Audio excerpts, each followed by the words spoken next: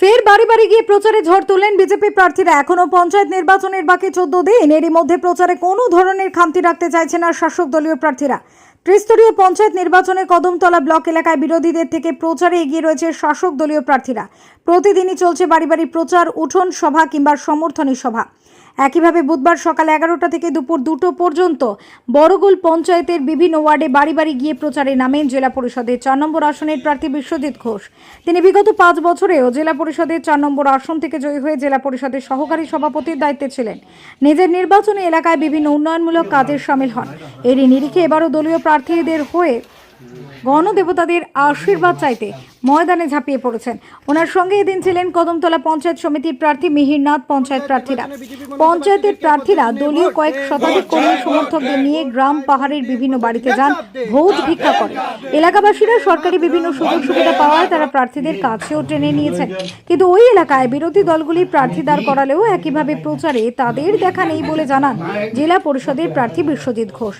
তাছাড়া এক সাক্ষাৎকারে উনি বলেন, সাধারণ মানুষ যেন উন্নয়নের কথা ভেবে উন্নয়নকে অব্যাহত রাখতে বিজেপির পক্ষেই আশীর্বাদ প্রদান করেন, সেই অনুরোধই রাখছেন তিনি।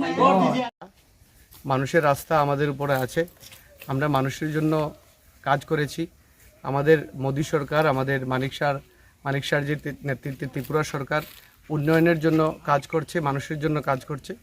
আমরা আজকে জনসম্পর্কে বেরিয়ে তা আমরা বুঝতে পেরেছি মানুষ চাইছে আমরা আবার যেন মানুষের সেবায় নিয়োজিত হই।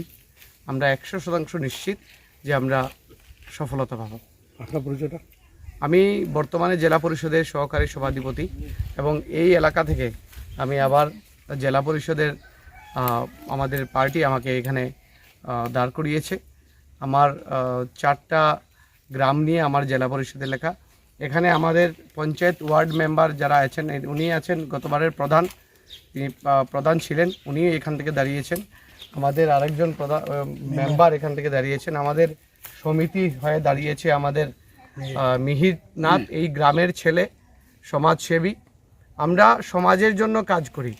আমাদের রাজনীতি মানুষের উন্নয়নের জন্য। যে দিশা আমাদের পার্টি আমাদেরকে দেখায়, যে দিশা মোদিজি আমাদেরকে দেখায়, যে দিশা আমাদের মাননীয় মুখ্যমন্ত্রী। Bureau report, SD news media, Tripura.